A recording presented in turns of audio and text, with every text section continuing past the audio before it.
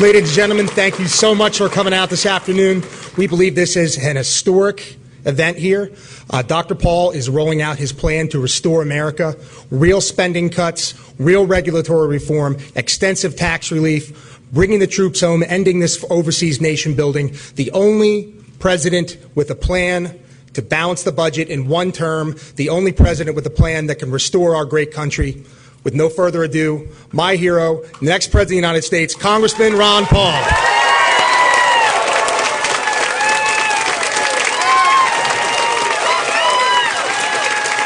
Thank you very much. Thank you, thank you. Thank you. I appreciate you coming, and I appreciate the press for being here. And I'll be available for 30 minutes to take questions. But I want to make the announcement that I am here today to release a plan that I have for balancing the budget and cutting in the first year $1 trillion.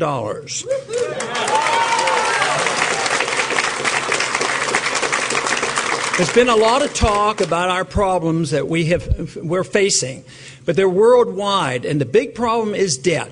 Debt has just been drowning all of us, and yet all the individuals in the current candidates, as well as many in Washington, they sort of talk about it, but they talk around it. They talk about cuts. They talk about future cuts, and everything I've heard so far in Washington and from the other candidates has always been cuts in the future. But the future means cuts on the proposed increases. They have like baseline. The baseline is a steady growth of government. And if they cut it, cut the growth, they call that a cut. Well, I don't like that. I think our debt is too big, our government is too big, and that we have to recognize how serious the problem is. Today, though, I don't think there are very many who are as worried about what's happening in the world financial community and in our own finances here in this country.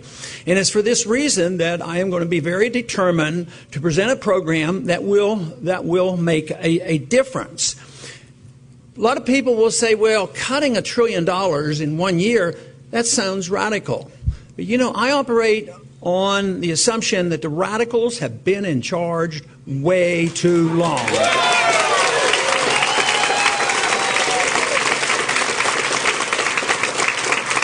Both from left and right, we have heard the arguments that deficits don't really matter. And they really haven't mattered for a very long time, or we wouldn't have this debt.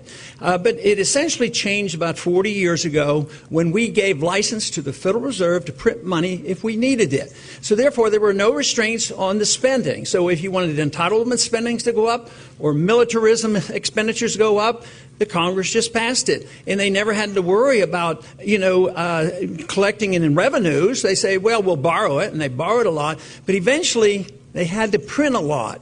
And as long as the Federal Reserve has been there, they're what I call the facilitator. They facilitate big government. If the Fed wasn't there to print the money when we needed it, this would have ended a long time ago. But it is the appetite for big government that has prompted all this spending. And we have to attack it. Otherwise, we must not believe it's a serious problem. But it is serious. I thought it was serious, and I thought it would lead to a serious problem many, many years ago.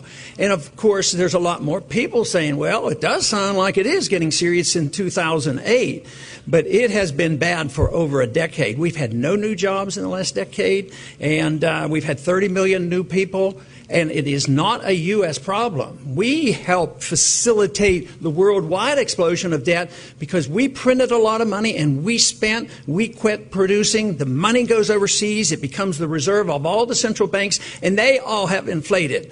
But the final fact that makes it stop is debt. The market is stronger than even the Federal Reserve and governments because you can print and borrow and do all these things and tax, but eventually you drain the productive capacity of the electorate and the people. And this is what's happened. The debt is overwhelming, and yet there has been nobody serious about, well, how do you get rid of the debt? You have to cut the spending. And this is what my proposal deals with. And it's broad, and it has to be broad because I think we spend everywhere. We cut significantly from the militarism, not 1 penny from the veterans and not 1 penny from defense. It's from the militarism.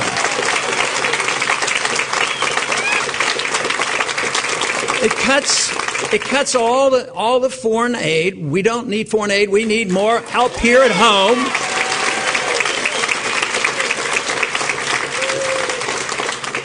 But we cut a lot of the domestic spending as well. We get rid of 5 departments, and that's a start. And there are in these departments that we cut, there are some important places there that we didn't just close down. Many of those important parts of each of those departments will be held in another department or outside of a major department. So nobody gets laid off immediately. They get laid off through attrition because we're going to learn to live with a lot less government, and we don't have to keep hiring more and more people to replace those who should be retiring.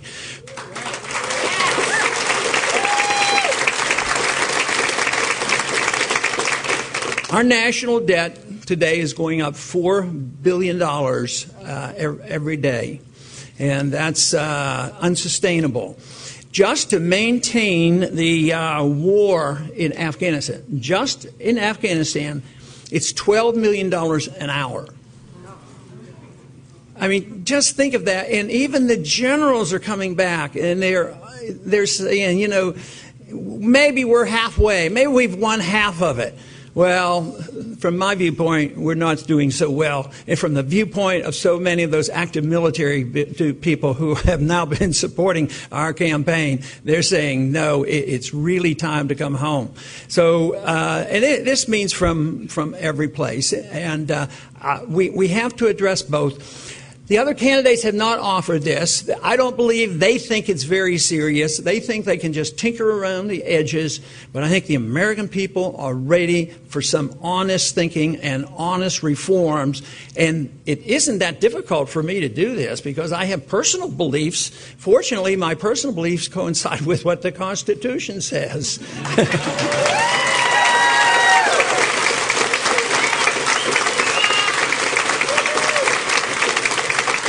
So everything that is not explicitly mentioned in the Constitution should be, up for grabs, and that we should be able to cut it. Yes, and I have taken it upon myself that I will not take a salary any higher than the median income of all Americans, which is $39,000.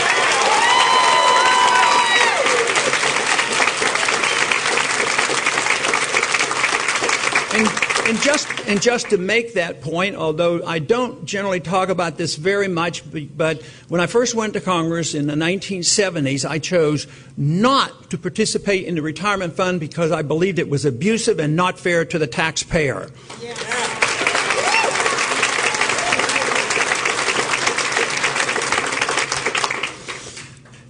We need to do this as well as following up on the reforms we have to have at the Federal Reserve. It doesn't call for the abolishment of the Federal Reserve, but it does call for a real, honest audit of the Fed so we know exactly what they're doing with all that money that they create out of thin air.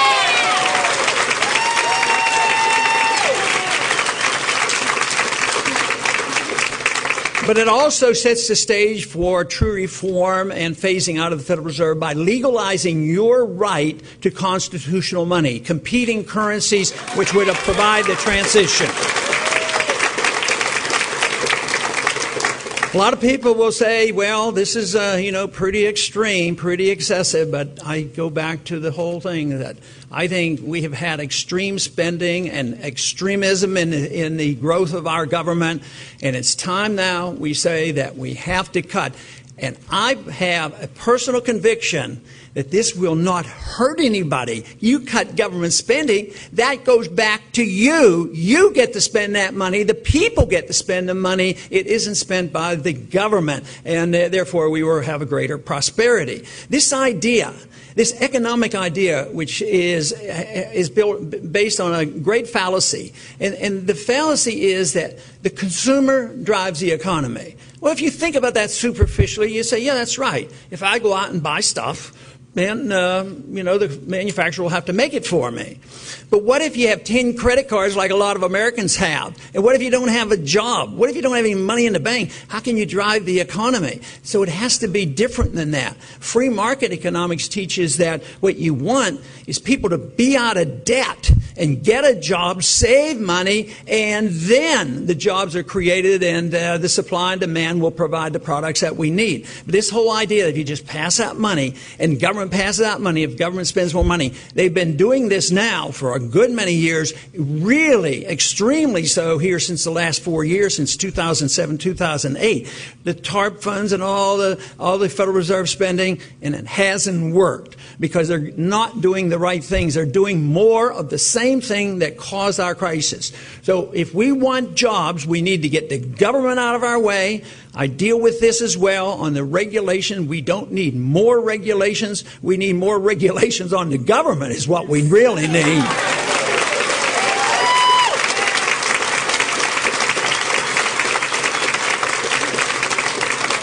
The proposal protects Social Security beneficiaries, but it also does something new. Because I cut so many other dollars, we can take care of the elderly, the people who are dependent on programs such as medical programs and the veterans benefits. We can protect that.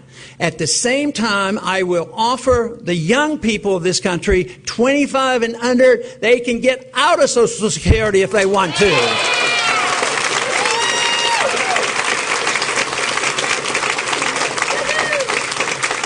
But basically, a program like this only works if the people endorse it, obviously. One person can't do it, but one person can lead the way. And the one question I would ask all Americans to ponder, and that is, what should the role of government be? And that's what our founders asked. And they came up with a decision, and they decided they didn't like the role of the king. So they wrote a document that said we shouldn't have a king. We should have the people taking care of themselves. We should have a Congress with a lot of responsibility. We shouldn't have a king declaring when we go into war. And that under these circumstances, the government is there to restrain, the Constitution there is to restrain the government. So if we do this, I am absolutely convinced it is the only road to prosperity. More freedom, more prosperity. More government, less liberty, and more poverty. It's no more complex than that. Thank you very much.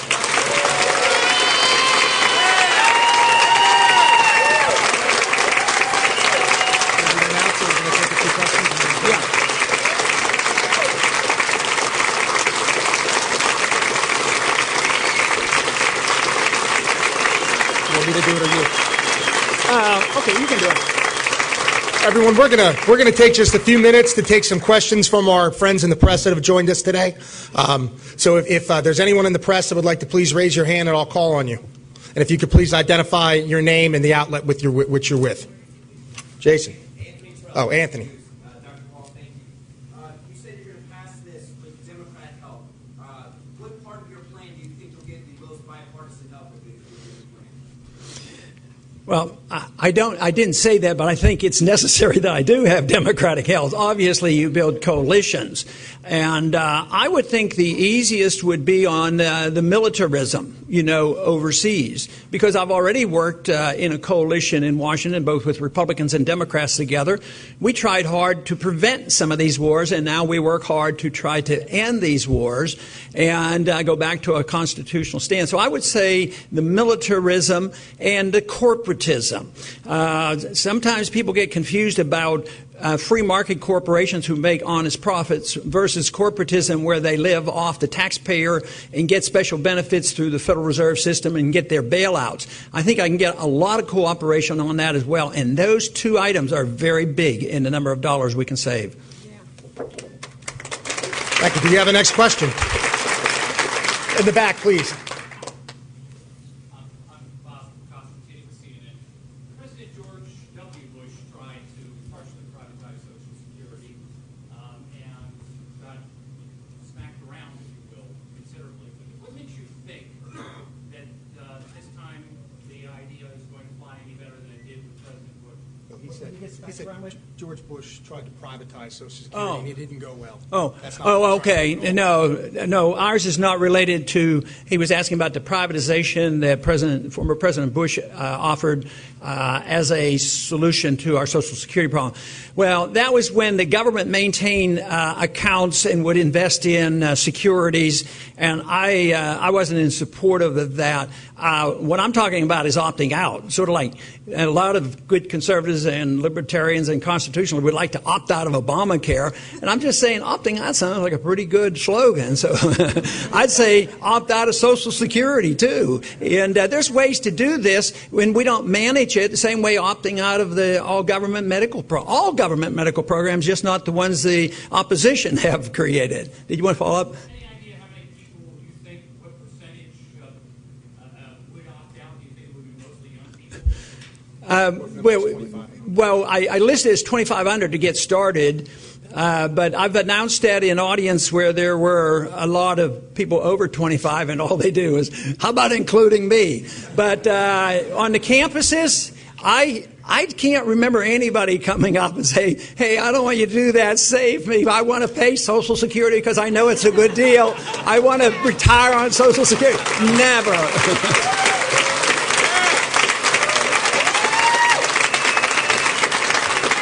On the riser, please.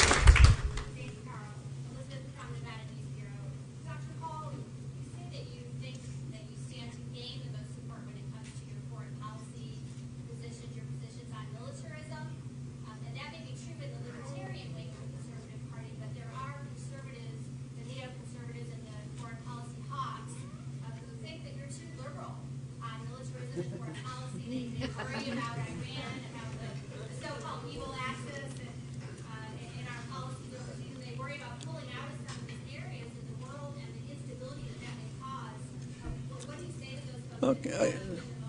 No, I think you make justifiable points, but I would also say that we have to be careful in our definitions, because there was a time when conservative meant you didn't want to spend money. And it sounds like neoconservatives want endless wars, and they don't want the Congress to make decisions. They want the president to go to wars at will, and that money has no bearing. I would say the best confirmation is the support that I get from the active military people and from the veterans. That's, to me, the point.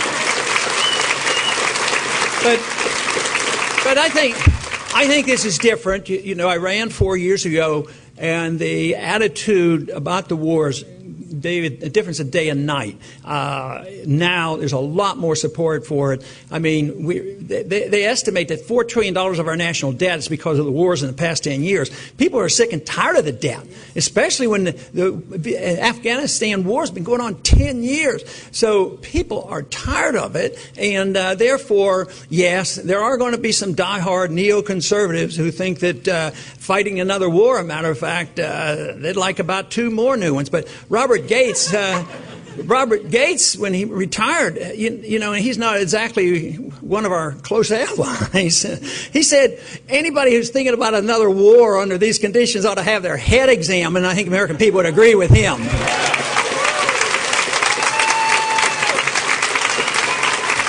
You have time. Yes, sir. In the blue shirt, please. Matt Kirby from the Reality Report. Speaking of the wars, there are those who say that the anti-war left has been pretty quiet since Obama took office, and they say if you did not win the Republican nomination, that the anti-war question will not even be addressed in the general election. What do you say about that? You made a very good point on why I better be the nominee if you care about this war.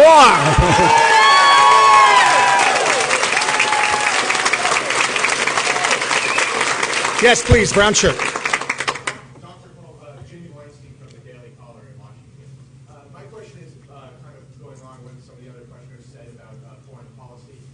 Some Republicans and Democrats might point to cutting of foreign aid, and remember in World War II supporting Lend-Lease with Britain. how would a Paul presidency deal with, for instance, Lend-Lease back in World War II in supporting our allies in Afghanistan? Well, we have no money, so we can't consider giving more money out. We're trying to save money. We're not planning to give out more. But I would suggest that study history carefully. There have been other analyses on Lend-Lease and the programs after the war, the stimulus. It's not nearly, as good as it was played up to be. But we don't have that choice. We're flat-eyed broke. We're doing it to save our country and to save our budget and save our economy. So we don't have this obligation to squeeze more out of the American people. And the sooner we get back to being a productive society, maybe we'll set a good example and they'll follow our lead. But I think that's the most important thing we can contribute to. Would that say that a Paul presidency would never support something like Lend-Lease if our ally was in mortal danger like that? No, I would let the banks make their own decisions. I wouldn't prohibit them, but I wouldn't take money from these people to do it.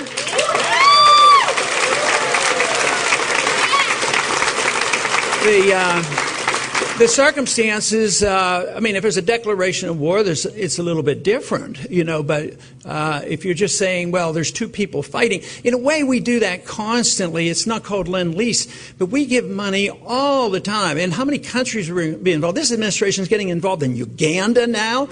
And, what I'm convinced of is that when you pick up foreign aid and you send it to these countries, you say, oh, yes, you can't be so cold and heartless. These people are starving, and why can't we just send them food and help them out? Well, it turns out that they're always fighting. They're war factions. It becomes, one person gets the side of it, and it helps one side and not the others, and it doesn't help. I am convinced that foreign aid is taking money from poor people in this country and giving it to the rich people in those poor countries. It doesn't work. Just a couple more questions, please. Yes, on the podium, please. Dr. Paul Kaplan from CBS News and National Journal. One of the ways that you cut spending in this plan is to get rid of the Transportation Security Administration and the federal aviation. I need to repeat. Some of your fellow candidates would say that the only place the federal government has a role is in national security and protecting our borders. How do you think that privatizing these programs would lead to sufficient security in our airports and our skies? She's saying we get rid of the TSA. She wants to know how. Oh, TSA? Well, the TSA is a rather new invention, and I don't know too many Americans that enjoy going on airplanes anymore. But no, security is the responsibility of the private owner. I live on the coast of Texas. We have hundreds of chemical plants, and security is run by the chemical plants. They have fences and guards and dogs and their own private police force, and they work with the local police. This was a whole problem, that the airlines weren't protected because the government had already taken it over. They set the rules. They set the rules that private airlines pilots couldn't have guns. They emphasized don't ever resist and do what the hijackers tell you. So they set the stage for this. I would think that responsibility falling on the owner, the person that's delivering our passengers around the country. Maybe they'd treat us as well as those people who are paid a lot of money to haul money around the country. Nobody seems to rob them. So I would say that the market would solve it, and it would get out of this violation of civil liberties. When the airlines do it and they want to have some security measures, you don't like it, you just don't fly on airline, they'd have to accommodate the passenger. TSA doesn't accommodate the passenger. They like to annoy us, and it seems like on purpose. So that won't save any money. Thank you. Next. Even though the air networks have become a vehicle for terrorism in this country, you don't think that that's an area where the federal government needs to step in and perform a duty of national security? Probably on some international flights that we should have knowledge about people coming from certain countries, yes. But to run all the security for all the airlines, no. I mean, in all the violations, and think of the groping of little girls and elderly women and men as well. I mean, it is atrocious. It is atrocious what we put up with. Matter of fact, I've made a statement. If we as a people don't wake up and say, let's put a stop to what happens at our airports, I'm not all that optimistic. But I'm optimistic enough that the American people are getting to the point where they're sick and tired of that, of their violations of their civil liberties, violation of their wallets, and the violation of all their freedoms.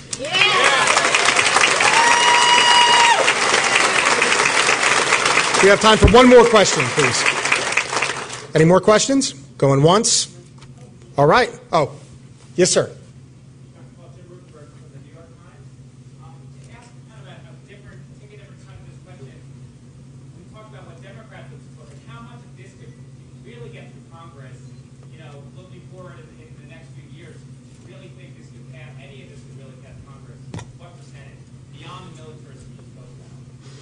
Well, I think you're talking about doing some of these cuts outside of the military. I think that's where I would get the strongest support.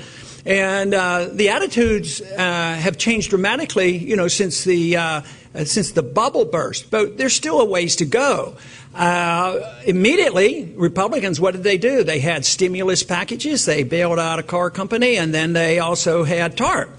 But believe me, do you think if the markets turn down next week and there's the next banking crisis, which is on our doorstep, we are a long way off from this, they're not going to do that again. The attitudes have changed. That's where I think I would get the support, especially on the economic issues and cutting back on so many of these, realizing that debt is a problem. That is the big thing. We have to realize that we have to do something with the debt. And you can't solve the problem of the debt by increasing the debt. The problem, it's no more complicated than that. I think I would get a lot of support from the Republicans on that issue.